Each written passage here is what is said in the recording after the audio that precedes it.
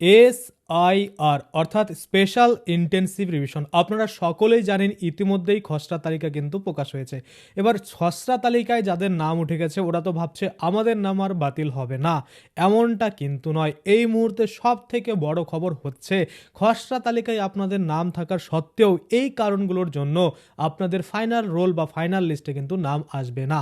তো কী কী কারণে আপনার খসড়া তালিকায় নাম আসা সত্ত্বেও ফাইনাল লিস্টে নাম যাবে না এবং এটাকে আপনারা কিভাবে অ্যাভয়েড করতে পারেন বা কিভাবে এটাকে এড়িয়ে আপনারা কিন্তু আপনাদের যে নাম সেটা ফাইনাল রোলে নিয়ে যেতে পারেন, সমস্ত কিছুই কিন্তু আজকে আমরা এই ভিডিওর মাধ্যমে দেখব। তার আগে আমরা দেখব যে এই যে এসআইআর খসড়া তালিকায় সেক্ষেত্রে কোন ক্ষেত্রে কত কিন্তু নাম বাদ হবে বা হয়েছে বা আরও পরবর্তীতে হবে।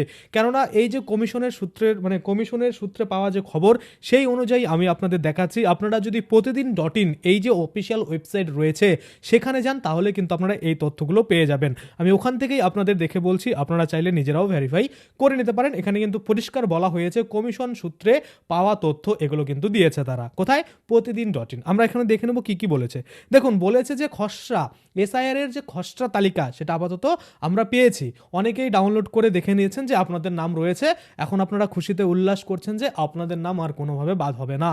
এমনটা কিন্তু নয়। আমি আগের ভিডিওতেও আপনাদের জানিয়েছি খসড়া তালিকা ড্রাফট রোল শুধুমাত্র কিন্তু একটা নর্মাল লিস্ট। এই লিস্ট থেকে বেশ কিছু মানুষের নাম বাদ পড়বেই এবং পড়ার পরে তারপরে যে লিস্টটা তৈরি হবে সেটা হবে ফাইনাল তালিকা, যেটা আমরা 14ই ফেব্রুয়ারি কিন্তু পেয়ে যাব। এবার আমরা যদি দেখি এখানে কি বলছে, আপাতত নাম বাদ কত ভোটারের, অর্থাৎ আপাতত কতগুলো ভোটারের নাম বাদ পড়েছে, কোন ক্ষেত্রে বাদ পড়েছে বা কি কি নিয়ম উল্লঙ্ঘন করার জন্য কিন্তু হয়েছে সেগুলো কিন্তু এখানে বলেছে। দেখুন, এখানে বলেছে যে 15 বছরের আগে বাবা হয়েছেন 11,95,230 জন, অর্থাৎ 11,95,230 জন কিন্তু 15 বছরের আগেই বাবা হয়ে গেছেন। আচ্ছা, এই ক্ষেত্রে এটা বলা হয়েছে। তারপরে বাবা মায়ের সঙ্গে বয়সের ফারাক 50 বছর এমন ভোটার সংখ্যা পাওয়া গেছে 8,77,736 গেল।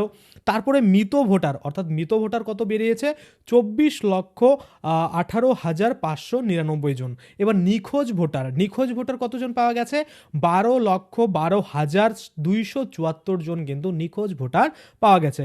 আচ্ছা, স্থানান্তরিত অর্থাৎ যেখানে ট্রান্সফার করে নিয়ে গেছে এমন ভোটার পাওয়া গেছে 19,91,966 জন। আচ্ছা, নথিভুক্ত ভোটারের সংখ্যা সর্বমোট নাম বাদ এখানে কিন্তু বলা হয়েছে 58,18,457। আপনারা সকলেই জানেন, সেটা নিয়ে আমি ভিডিও বানিয়েছিলাম। যারা জানেন না তারা কিন্তু নিচে ড্রাফট লিস্টের যে লিঙ্ক সেটা এবং এই যে নামগুলো বাদ পড়েছে আপনার বুথ অনুযায়ী কাদের নাম বাদ পড়েছে সেটার লিঙ্কও আমি ডেসক্রিপশনে দিয়ে দিচ্ছি।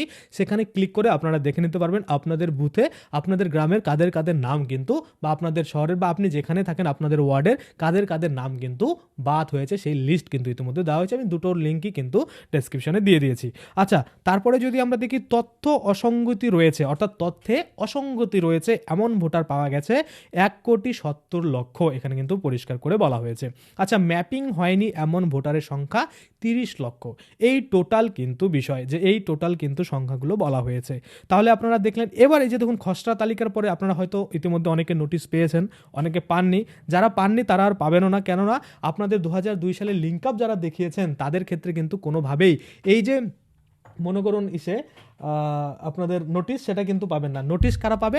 নোটিশ শুধুমাত্র তারাই পাবে যাদের কিন্তু 2002 সালে কারো কিন্তু লিঙ্ক আপ দেখাতে পারেনি তাদের ক্ষেত্রে, বা অনেকের ক্ষেত্রে 2002 সালের লিস্টে নাম ছিল কিন্তু অনলাইনে যখন লিঙ্ক আপ করতে যাচ্ছে তখন হচ্ছিল না, কোনো কারণবশত সার্ভারের প্রবলেম হোক বা অন্যান্য যে কোনো কারণে হোক। এইরকম সমস্যা থাকলেও কিন্তু আপনার নামে নোটিশ আসবে, ভয় পাওয়ার কিছু নেই। যেহেতু আপনার 2002 সালের তথ্য লিস্টে আপনার নাম ছিল বা আপনার বাবা মায়ের বা দাদু দিদার নাম ছিল কিন্তু অনলাইনে লিঙ্ক আপ হচ্ছিল না, সেক্ষেত্রে সেই লিস্টটা আপনারা হার্ড কপিটা নিয়ে গেলেই সেখানে কিন্তু তাদের যে সিস্টেমের ত্রুটি সেটা দেখিয়ে আপনার নাম কিন্তু ড্রাফট লিস্টে তুলে দেওয়া হবে এবং ফাইনাল লিস্টের জন্য যে নতুন করে ড্রাফট লিস্ট তৈরি হচ্ছে বা ফাইনাল লিস্ট যে তৈরি হচ্ছে সেখানে কিন্তু আপনার নামটা চলে যাবে সরাসরি। আশা করি আপনারা বুঝতে পারছেন। তাহলে এই হচ্ছে টোটাল বিষয়। এবার আমরা চলে আসি যে এই যে এখন নোটিশগুলো আসছে, যারা ধরুন নোটিশগুলো পাচ্ছে তারা এবার কি তাহলে তাদের ভেরিফিকেশন সম্পূর্ণ করাতে পারবে? দেখুন, সকলেই তো পারবে না, তাই না? সকলের কাছে তো আর 11টা ডকুমেন্ট নেই। 11টা ডকুমেন্টের মধ্যে যে কোনো একটা যদি ডকুমেন্ট থাকে আপনার কাছে, তাহলে আপনার নামটা ভেরিফাই হবে। যদি আপনার কাছে ভেরিফাই মানে আপনার যদি ভেরিফাই না করতে পারেন, তাহলে কিন্তু আপনার নামটা মানে ফাইনাল লিস্টে আসবে না। এবার কথা হচ্ছে, এই যে মনে করুন যারা 2002 সালের সাথে লিঙ্ক আপ দেখায়নি তাদেরই শুধু নোটিশ আসবে, আর বাকি যাদের লিঙ্ক আপ দেখিয়েছে তাদের কি আসবে না? দেখুন, কেউ যদি লিঙ্ক আপ দেখায় এবং সেখানে যদি কিছু অসঙ্গতি মনে হয়, ধরুন আমি আমার বাবার সাথে 2002-এ দেখিয়েছি, কিন্তু এই যে বিএলও অফিসার রয়েছে তার ডাউট হচ্ছে যে এটা এর বাবা নয়, বা এ ম্যাপিংটা ভুল করেছে, বা কোনো জালিয়াতি করার চেষ্টা করছে, তো সেক্ষেত্রে কিন্তু বিএলও অফিসার আপনার নামটা এন্ট্রি করে দেবে ইআরও অফিসারকে, অর্থাৎ ইআরও অফিসার তখন আপনাদের নোটিশ পাঠাবে যে আপনাকে ভেরিফিকেশনে আসতে হবে। এবার আপনার দেখুন 2002 সালের তথ্য কিন্তু দিয়েছেন, যে আপনার বাবা বা মা বা যারই আপনি দিয়েছেন, দেওয়ার পরও আপনার নামে নোটিশ জারি হতে পারে যদি আপনাকে সন্দেহজনক মনে হয় বা ডাউটফুল আপনাকে লাগে যে আপনি হয়তো কোনো জালিয়াতি করার চেষ্টা করছেন। সেক্ষেত্রে আশা করি আপনারা বুঝতে পারছেন 90% ক্ষেত্রে এরকম হবে না, 10% হতেই পারে। আর বাকি আমি আপনাদের বলে দিই, যারা মনে করুন যে 2002 সালের তথ্যটা কিছু দিতে পারেননি, এবার অনেকেই বলবেন যে দাদা আমি জেঠুর নাম দিয়েছিলাম, আমি কাকির নাম দিয়েছিলাম, আমি অন্যান্য যে রিলেশন রয়েছে তাদের নাম ছিল আমি তাদের নাম দিয়েছিলাম, সেক্ষেত্রে তারাও কিন্তু নোটিশ পাবেন। এবার তারা কি ভেরিফিকেশন করতে পারবেন? হ্যাঁ, তারা কিন্তু খুব সম্ভবত ভেরিফিকেশনটা করিয়ে নিতে পারবেন, কারণ এরকম অনেক সমস্যা দেখা দিয়েছে। ধরুন আমি দাদা, আমার ভাই রয়েছে, তার নাম কিন্তু ধরুন মনে কোনো কারণবশত আমার নামটা 2002 সালে ভোটার লিস্টে ছিল, কিন্তু ওই ভাইয়ের নেই, তাহলে সে কি বৈধ নয়? আমি যদি বৈধ হই তাহলে ও বৈধ হচ্ছে, কিন্তু ওর তো কোনো তথ্য নেই, না 2002 সালে নিজের আছে, না বাবা মায়ের আছে, না কারো আছে, তাহলে কিভাবে প্রমাণ করতে হবে? তাহলে কারণ অনেকের বাবা মা আগেই মারা গেছে 2002 সালে, তাই না? তো সেক্ষেত্রে তাদের নামটা ওখানে থাকবে না, এটাই স্বাভাবিক। সেক্ষেত্রে আপনাকে ভেরিফিকেশনে বা আপনাকে ক্লেম করতে হবে, আপনাকে আবেদন জানাতে হবে যে এই যে আমার দাদা বা আমার জেঠু, আমার কাকু, ওদের নাম রয়েছে 2002 সালের লিস্টে, অর্থাৎ আমিও কিন্তু সেই থ্রুতে বৈধ হচ্ছি। এবার কিভাবে তারা ভেরিফাই করবে যে ধরুন আপনার বাবা মা মারা গেছে 2 সালের আগে, তো সেক্ষেত্রে তো 2002 সালের লিস্টে আসবে না তাদের নাম। তো সেক্ষেত্রে তাদের যে প্রসেস রয়েছে বা তাদের যে ভেরিফিকেশনের ধরন রয়েছে, সেই অনুযায়ী আপনাকে ভেরিফিকেশন করবে এবং আপনাকে কিন্তু ফাইনাল লিস্টের যে জায়গা সেটা কিন্তু করে দেবে। আশা করি আপনারা বুঝতে পারছেন। তাহলে টোটাল 11টা ডকুমেন্ট আপনাদের এখন নিয়ে যেতে হবে, যারা যারা নোটিশ পাচ্ছেন। 11টা নিয়ে যেতে হবে না, মানে 11টার মধ্যে যে কোনো একটা আপনাকে নিয়ে যেতে হবে। এর আগেও আমি আপনাদের বলেছি, এখন আরেকবার বলে দিচ্ছি, প্রত্যেকটা বয়স অনুযায়ী কিন্তু আলাদা আলাদা ডকুমেন্ট নিয়ে যেতে হয়, যেটা আপনারা জানেন। যেমন এখানে পরিষ্কার বলছে SIR 2026 শুনানির জন্য প্রয়োজনীয় নথিপত্র বা হিয়ারিংয়ে যে যাবেন কি কি ডকুমেন্ট আপনার লাগতে পারে। টোটাল 11টা ডকুমেন্ট বলেছে, 11টার মধ্যে কারো ক্ষেত্রে একটা লাগবে, কারো ক্ষেত্রে দুটা লাগবে, আবার কারো ক্ষেত্রে তিনটা লাগবে। এবার আপনারা বলবেন এটা আবার কেমন বিষয়, ভেরিফিকেশনে যাব, কারো একটা ডকুমেন্ট, কারো দুটো ডকুমেন্ট, কারো তিনটা ডকুমেন্ট কেন? দেখুন এখানে বয়সের অনুযায়ী কিন্তু পরিষ্কার করে বলেছে যে আলাদা আলাদা ডকুমেন্ট আপনাদের লাগতে পারে। যেমন এখানে বলছে 1/7/1987 আগে বা তার মধ্যে যাদের জন্মগ্রহণ হয়েছে তারা শুধুমাত্র একটা ডকুমেন্ট দেখাবেন, সেটা হচ্ছে নিজের। যদি 1/7/1987 থেকে 2004 সাল অর্থাৎ 2/12/2004 সালের মধ্যে আপনার জন্মগ্রহণ হয়ে থাকে, সেক্ষেত্রে আপনি নিজের একটা ডকুমেন্ট দিবেন, সাথে বাবা না হলে মায়ের যে কোনো একজনের ডকুমেন্ট, টোটাল দুটো ডকুমেন্ট আপনাকে দিতে হবে। যদি আপনার জন্ম 2002 সালের 2004 সালের 2/12 অর্থাৎ মানে ডিসেম্বর মাসের 2 তারিখের পরে যদি জন্ম হয়ে থাকে, আমি সোজা করে বলছি 2/12/2004 সালের পরে যদি আপনার জন্মগ্রহণ হয়ে থাকে, সেক্ষেত্রে আপনার নিজের একটা ডকুমেন্ট লাগবে, সাথে আপনার যে মা রয়েছে এবং বাবা রয়েছে উভয়েরই কিন্তু ডকুমেন্ট আপনাকে জমা দিতে হবে। সেক্ষেত্রে আমরা বলতে পারি 2004 সালে যাদের জন্মগ্রহণ রয়েছে তাদের কিন্তু 3টে ডকুমেন্ট লাগছে, নিজের সহ বাবা মায়ের। আশা করি আপনারা বুঝতে পারছেন। এবার আপনারা বলবেন কি কি ডকুমেন্ট তাহলে লাগবে। দেখুন অনেকবার মানে বহুবার আপনাদের আমি জানিয়েছি কি কি ডকুমেন্ট আপনাদের লাগবে। আবারও বলে দিচ্ছি, একটু তাড়াতাড়ি বলে দিচ্ছি। সরকারি কর্মচারী পরিচয়পত্র, আপনি যদি কোনো সরকারি কাজ করে থাকেন সেটার যে কোনো পরিচয়পত্র যদি আপনার থেকে থাকে, আইডি কার্ড হতে পারে, পেমেন্ট স্লিপ হতে পারে, অন্যান্য কিছু জয়নিং লেটার হতে পারে, সেগুলো দিয়ে কিন্তু আপনাদের হয়ে যাবে। আচ্ছা, তারপরে বলা হচ্ছে 1987 পূর্ব নথি, যদি এই 1987 সালের আগে এই নথিগুলো আপনার থাকে তাহলে ইউজ করতে পারবেন। কোন নথিগুলো? ব্যাংক অ্যাকাউন্টের পাসবই, পোস্ট অফিসের পাসবই, LICর কাগজ, তাহলে আপনারা ইউজ করতে পারবেন। ডেটটা অবশ্যই মনে রাখবেন, 1987 সালের আগে কিন্তু এগুলো ডকুমেন্ট ইস্যু হতে হবে। 3 নম্বরে বলেছে জন্মের শংসাপত্র, জন্মের শংসাপত্র থাকলে আপনারা কিন্তু অনায়াসে আপনাদের ভেরিফিকেশন করিয়ে নিতে পারবেন। আচ্ছা, 4 নম্বরে বলছে পাসপোর্ট, 5 নম্বরে বলছে শিক্ষা প্রতিষ্ঠান সার্টিফিকেট, ব্র্যাকেটে মাধ্যমিক বলেছে, ইম্পর্টেন্ট, অর্থাৎ মাধ্যমিকের আপনার কিন্তু শিক্ষাগত যোগ্যতার যে সার্টিফিকেট সেটা দিতে হবে, কারণ সেখানে আপনার ডেট অফ বার্থ ওয়ার্ডে কিন্তু লেখা থাকে। আশা করি আপনারা বুঝতে পারছেন। 6 নম্বরে বলছে পার্মানেন্ট রেসিডেন্ট সার্টিফিকেট, সেটা থাকলে হয়ে যাবে।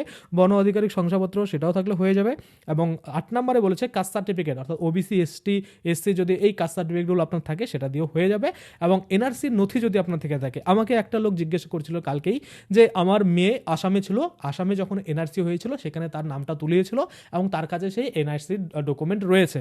তো সেক্ষেত্রে বর্তমানে সে এখানে এসেছে বা এখানে ভোটার তুলিয়েছে নাম, এখানেই বর্তমানে থাকে, এখানকারই মানে পশ্চিমবাংলাতেই থাকে, তো সেক্ষেত্রে এখানেই থাকবে। তো সেক্ষেত্রে ওই যে এনআরসিতে নাম তুলেছিল সেটা হবে কিনা, 100% হবে। কারণ আমাদের এই যে আসাম ওখানে হয়েছিল এনআরসি, সেই নথিটা যদি আপনি দেখান তাহলেও কিন্তু হবে।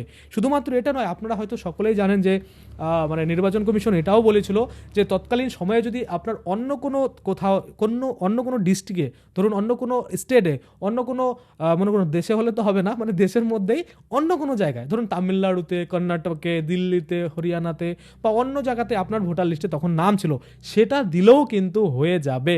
আশা করি আপনারা বুঝতে পারছেন। তাই কিন্তু এখানে এনআরসি নথি যেটা দেখাবে সেটাও কিন্তু হয়ে যাবে। আচ্ছা, তারপরে কি বলছে 10 নম্বরে ফ্যামিলি রেজিস্টার, যেটা লোকাল প্রশাসনিক যদি দিয়ে থাকে আপনাকে তাহলেই হবে। আচ্ছা, তারপরে কি বলছে 11 নম্বরে বা সর্বশেষ বলছে জমির বাড়ির দলিল বা পর্চা যদি আপনার কাছে থাকে তাহলে হয়ে যাবে।